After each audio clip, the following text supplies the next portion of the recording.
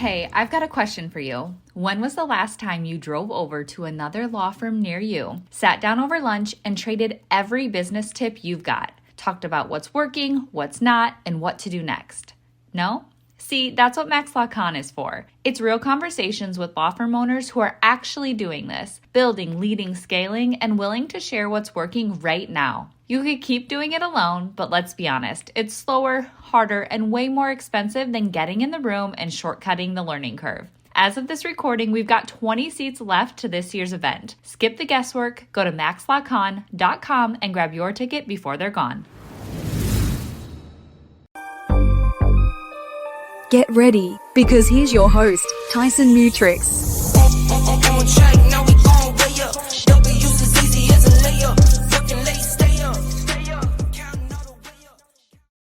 Good morning. Welcome to the Guild Live Show. I'm Tyson Mutrix, and I've got a really fun show today. We're going to be talking about bananas. We're going to be talking about a hidden edge that some of you may already have, but something you can develop if you don't.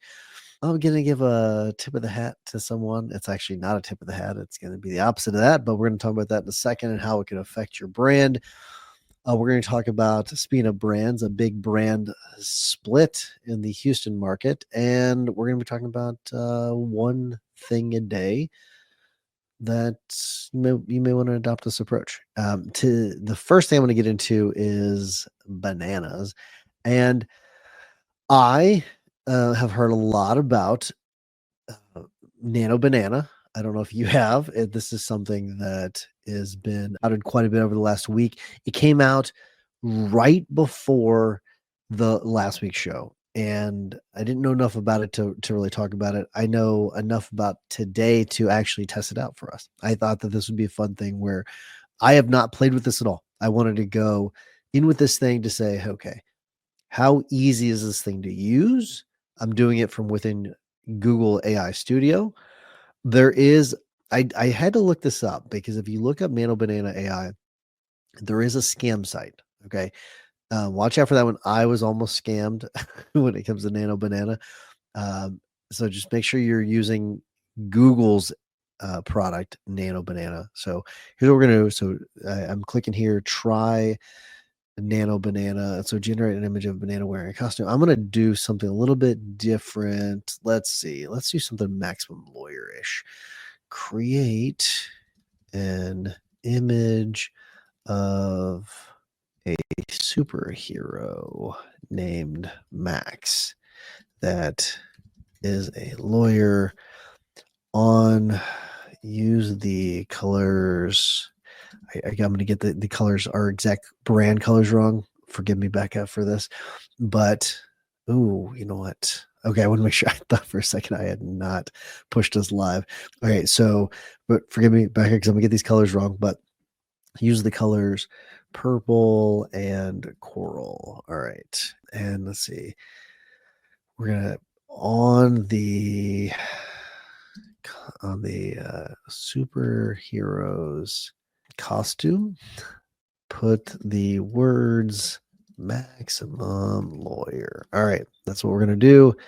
I want the superhero to have a cape because I like Superman. Here we go.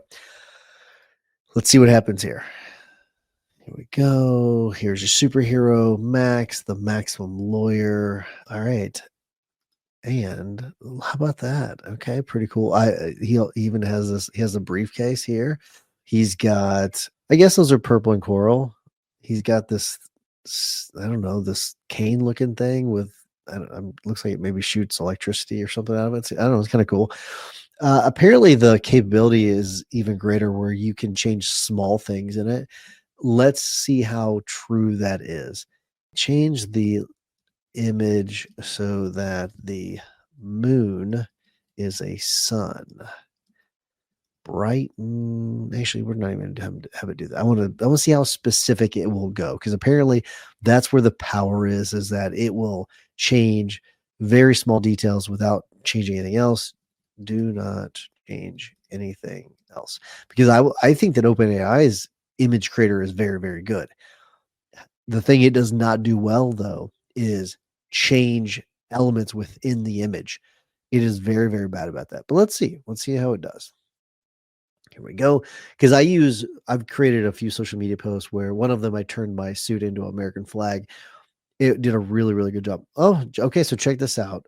It changed only that. That's pretty impressive. That's something that, for those of you that are just listening, it only replaced that. I'm looking at both of them. Okay, here, image. So that's the one with the sun. And then let's go back to the one with the moon. Wow, very impressive. There might be some other minor details that I'm not noticing that have changed, but I don't see anything else that has changed. Very impressive for anyone that is, designing a logo, anyone that is doing small things when it comes to firm photos. There's lots of things you could do with this. Man, ideas are endless. This is pretty cool. I didn't think it would even be as good as what I just showed you. Pretty good. I'm gonna do one last thing. I'm gonna change this photo. I'm gonna go back. One last thing.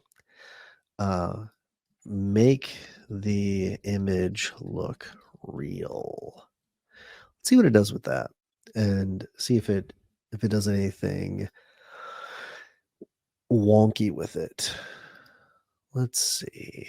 This one's taking a little bit longer because the other ones were more of like the comic book style. Let's see what happens here with this. So it didn't do a very good job with that one. Let's change it. I want it to look like it's a real person standing on the building. I don't want it to look like a comic book. Because what it did is it still looks like a comic book. I'm guessing. I guess never mind. I've got plenty of tokens. I was gonna say maybe I was gonna run out of tokens because I haven't used this, but it looks like because of a bunch of tokens already in Google AI Studio, because we pay for one of the higher subscriptions.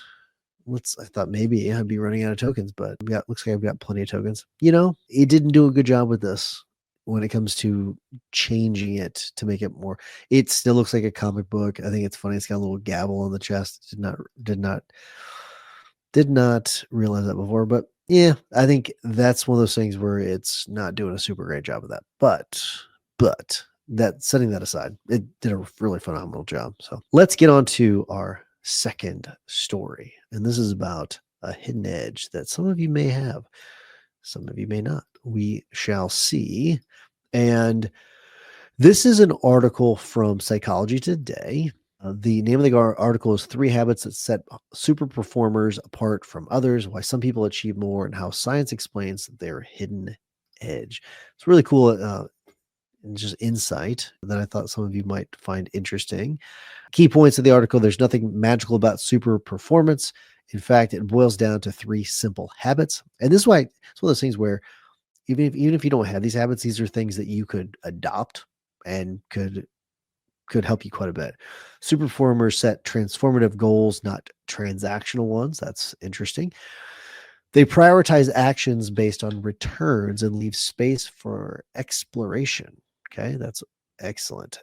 This is something I've been trying to focus on more lately based on returns. And when you think about like going to the gym in the morning, like this morning, I'll be honest with you, I struggled getting out of bed and go to the gym. But what I focused on was, okay, what am I going to feel like after, long term? How is it going to affect me when it comes to going to the gym, working out regularly, all that? So I was actually focusing on the returns and not on like how bad it was making me feel, because I'm still tired, to be honest with you. But it was one of those things where I wasn't feeling it, but I do feel way better than whenever I was, in bed contemplating canceling with my trainer. Feel way better. All right, so here are the 3 habits. Number 1, they set transformative goals, not transactional ones. The secret to why The Secret worked, The Secret, that's the show. It's just such an interesting thing. If you've not seen The Secret, do yourself a favor. Go watch The Secret. Even if you think it's funny and hokey and all, go watch it. It's worth watching. It's 20 years old at this point, but it's worth a watch. I think you can watch it for free on YouTube. You should do it. back on track here. Secret to why the secret worked for your aunt and everyone on Instagram who haven't stopped talking about it since they read it years ago. Read it. I watched the video. I didn't read it years ago. It's nothing to do with the law of attraction. The universe is most decidedly not rearranging itself to grant wishes based on our inner monologue. What's actually at work here is the equally magical power of goal orientation. That's why they have you do a vision board with it too. Research backs this up with remarkable consistency. Researchers like Elliot T. Berkman, who have explored the links between neurosciences and behavioral change, have found that when goals are tied to identity rather than external outcomes, we recruit stronger motivational circuits in the brain to work with us. What's more, there's plenty of evidence of how identity linked goals engage in both reward pathways and self-regulatory networks, making us far more likely to persist in what we set out to accomplish over time. In other words, saying, I want to run a marathon because I am a runner, recruits a very different psychology machinery than saying, I want to run a marathon to lose 10 pounds. Oh, so very, very interesting. The first pulls up motivation from you, from who you believe yourself to be. The second relies on external incentives that fade as soon as circumstances change or you accomplish what you have set out to do. So it's interesting. Whenever I was talking about prioritize actions based on returns, this morning I was basing it on something a little bit different than what they're talking about there. So I wonder whenever they get to that, what they'll say about it. But number two, they work backwards with consulting level precision. So management consultants aren't usually praised for changing the world, but they are known for one trick that super performers intuitively share, working backwards to get to where they need to be. The way it works is deceptively simple. Once you've identified your transformational goal, trace every step needed to get there until you land where you are today. What needs to be true 1 year from now, 6 months from now, next week, today. Each step becomes a rung on the ladder, which you can start climbing today. It's interesting. So I remember years ago, Stephen Lefkoff and we had a phone call, and he was really struggling with vision. And one of the things I did was I asked him early, at the very, very beginning, and we were starting at the end. Okay, well, you're retired, you're at the end of your career, all that kind of stuff. And tell me, what time do you get up in the morning? What are you eating for breakfast? We get into the really, really nitty, gritty details. And then the goal was to work backwards from there. All right. I find that to be a great stress relief, but also helps kind of guide me if I'm sort of struggling with my vision, if I'm kind of, it's like, okay, well, is this actually doable? What we're trying to achieve, all that. I'll kind of go back and reverse engineer it. I find that to be if you've not done it, a very helpful tool. So I think what they're talking about here is awesome. All right, I'm going to skip the rest of the text on this one. I'm going to get to number 3 here. Super performers prioritize actions based on returns, including exploration. So the final habit is so simple that writing it down seems almost naive. Super performers spend most of their time on what actually delivers returns. The Pareto principle, or the 80-20 rule, tells us that a small fraction of our effort usually produces the majority of our results. Economists have been quantifying how this applies to everything from loan delinquencies to stock returns for over a century, and leaders from Steve Jobs to Mark Zuckerberg have extolled the practice when applied to personal performance. Once our transformative goals are set and the path to get there is backwards mapped, prioritization becomes straightforward. All we need to do is work on what drives the highest return toward the identity we're building. That usually means shelving what is merely urgent or pleasant in favor of what is actually important for the goals we've set. And that's where it really gets into what Jason Selk talks about when it comes to, focus on that one thing, that most important thing right now that's going to move the ball forward. That's really what it gets into. So I'm going to get into this paragraph right here, but there's a nuance here that often gets missed. Prioritization doesn't only mean doubling down on what's proven.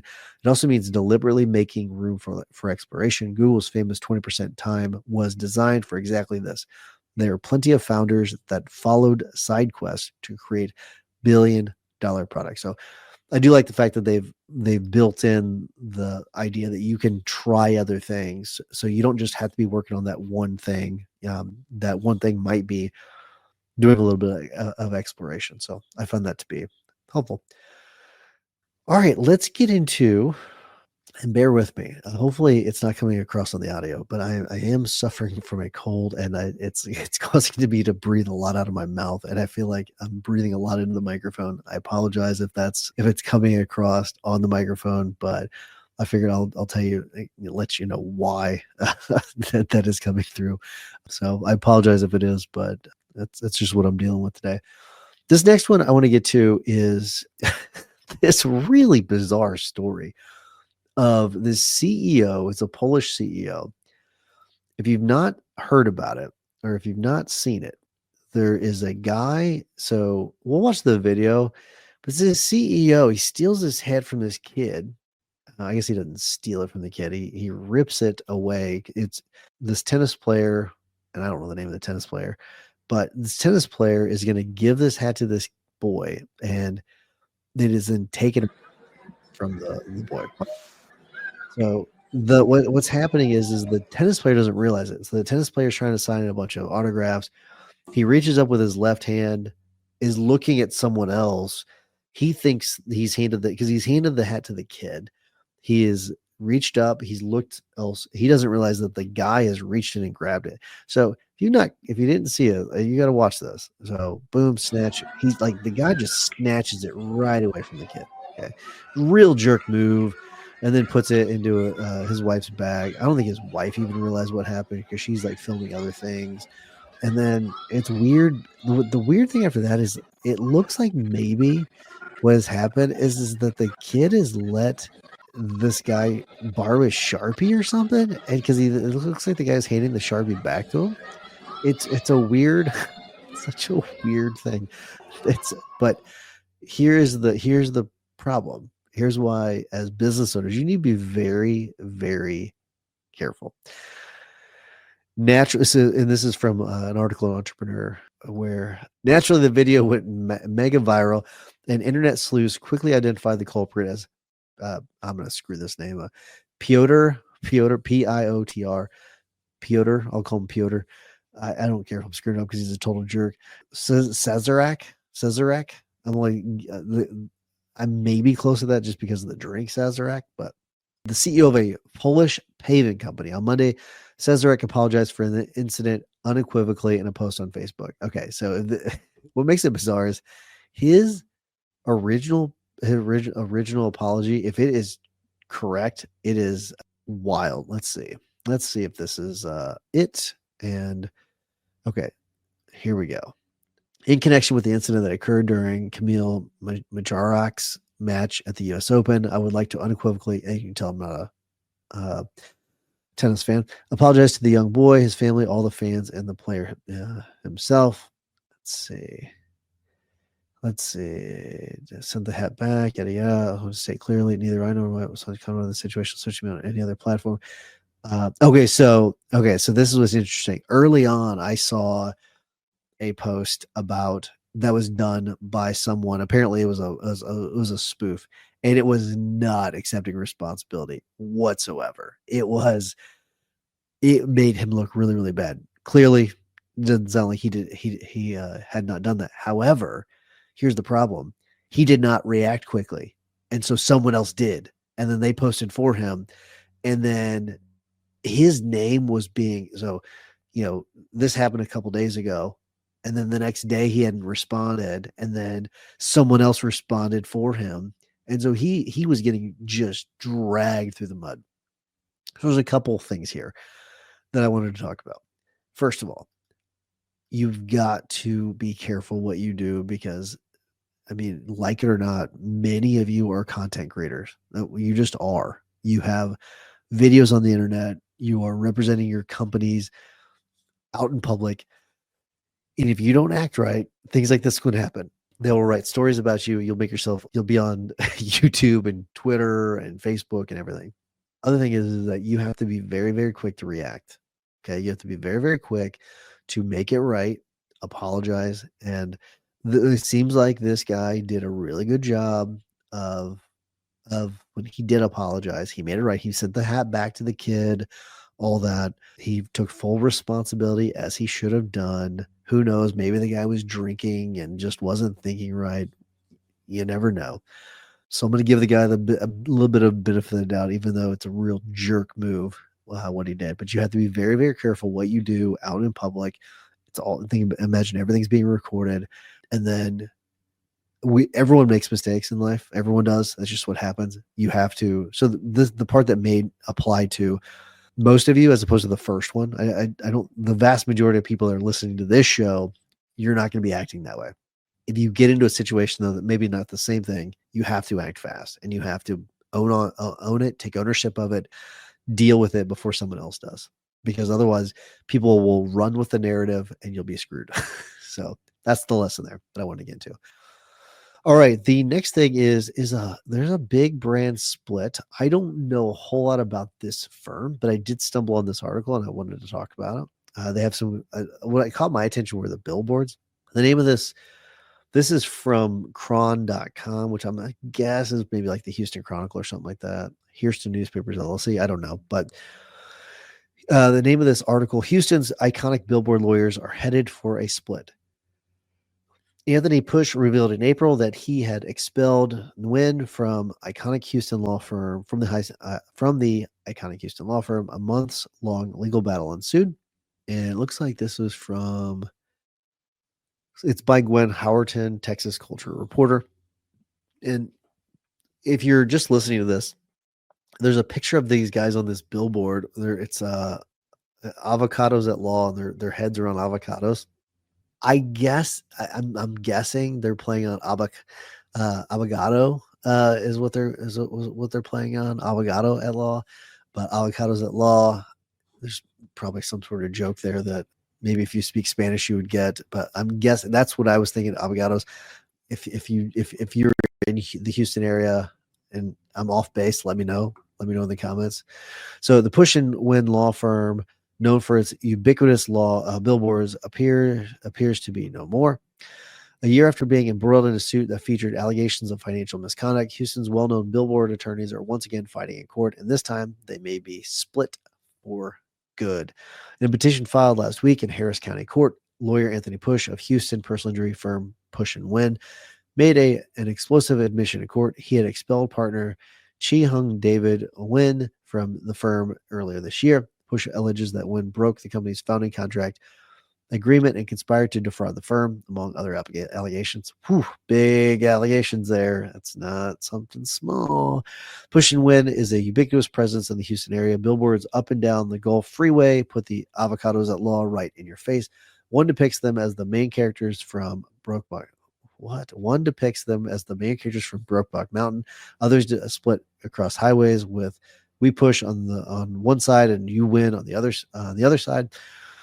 The fight began in April when Push and his father, Gerard Push, requested and were granted a temporary restraining order against the business partner and fellow lawyer Nguyen, alleging that Nguyen violated a memorandum of understanding agreed upon in August 2024. Cron reached out to both Anthony Push and David Nguyen. Both declined to comment through their lawyers. Interesting, very, very interesting. So the 2024 lawsuit alleges that in 2022, Nguyen attempted to register the firm's iconic slogan, "We Push You Win," under his own name. Ooh, so that's what started all this. At the same time, the suit said that Nguyen was routinely disparaging the other partners to employees and began trying to recruit clients and employees to a new law firm. Ooh. That suit was later dismissed without prejudice in 2024. No reason was given at the time. They put up a billboard at the time joking about the whole thing. Everything appeared hunky-dory until April. The restraining order, as well as the supporting documents filed by Push, revealed that things were not peachy behind the scenes. So very interesting. It's a shame that's something that had to happen when it comes to it's weird how sometimes you get firms that are doing really, really well, and sometimes money gets in the way, sometimes greed gets in the way, and things like this happen. It's a sad situation. Be very, very careful. Make sure you have your operating agreements locked down, because things like this could happen. All right, finally, let's get into our final story today, and this is one we're going to be talking about, the one thing a day. And I was thinking about this, where I want to be able to, be more present with my kids. So hopefully you get something from this idea. What I was thinking was, okay, what I would like to try to do is learn one new thing a day for my kids and for Amy, my wife, for those of you that don't know Amy. And so I was thinking it would be really, really cool every day, even if I don't accomplish it, right? I'm asking questions where I'm trying to figure out one new thing about them, learn one new thing about my kids, each of my 3 kids and Amy a day. And I started it and it's something where it's forced me to get out of my phone, get out of my laptop, get out of my head, and actually focus on them and listen to what they're saying and follow up with questions as if I were doing a depot, where I'm listening for certain things. I'm looking for verbal cues. It's been very helpful for me. And I'm hoping it's going to be something that it forces me to be a little bit more present. I've got like this goal whenever I'm sitting there. I think sometimes we're just kind of sitting there hanging out, and your mind starts to wander because we are business owners and we're attorneys and we got court next week, or you've got a big business meeting, or you got overhead payrolls coming, whatever it may be. And you're all thinking about all these different things. And sometimes you need something to kind of bring you back in. And so for me, that's been pretty helpful. So hopefully that's something that will be helpful for you. All right, that's all I have this week. Very close to selling out Max Law Con. So get your tickets, maxlawcon.com, if you've not gotten them yet. By the time this show airs, because this is live in the Guild, but by the time this show airs to everyone, I don't know if we'll have any tickets left. Make sure you go. I know that the Guild or the Mastermind Day is sold out. And so there's no more tickets to the Mastermind Day. That's sold out. But if you want to go to Max Law Con, make sure you get your tickets. maxlawcon.com. Thanks, everybody. Have a great week. Our next mastermind in New York City is sold out. But don't worry, there's still time to get your tickets to the Mastermind and Max Law Con in Nashville in October. Max Law Con is 2 days of immersive learning, powerful insights, and meaningful connections, all designed to provide actionable strategies you'll take back to your firm and implement right away. No fluff, just real talk and tangible takeaways you can implement immediately. Go to maxlawevents.com for more details. I deal with life different, make that limit squeeze. Went off for my style and identity. Real quick, before you head out, have you checked out the Guild yet? If you've been listening to this podcast or hanging out in the Maximum Lawyer Facebook group, you've probably heard us mention it. But if you haven't taken the next step, let me tell you, you're missing the best part of this community. The Guild is where law firm owners like you go to level up. It's not just more content. It's a powerful mix of weekly live trainings, group coaching, accountability, and a tight-knit community of people who actually get what you're building. You'll be able to tap into real conversations with people who are in the trenches with you, scaling their firms, testing ideas, solving problems, and growing fast. If you're serious about building a firm that runs like a business and not just a job, this is where you want to be. Go to maxlawguild.com and take that next step. We'll see you inside.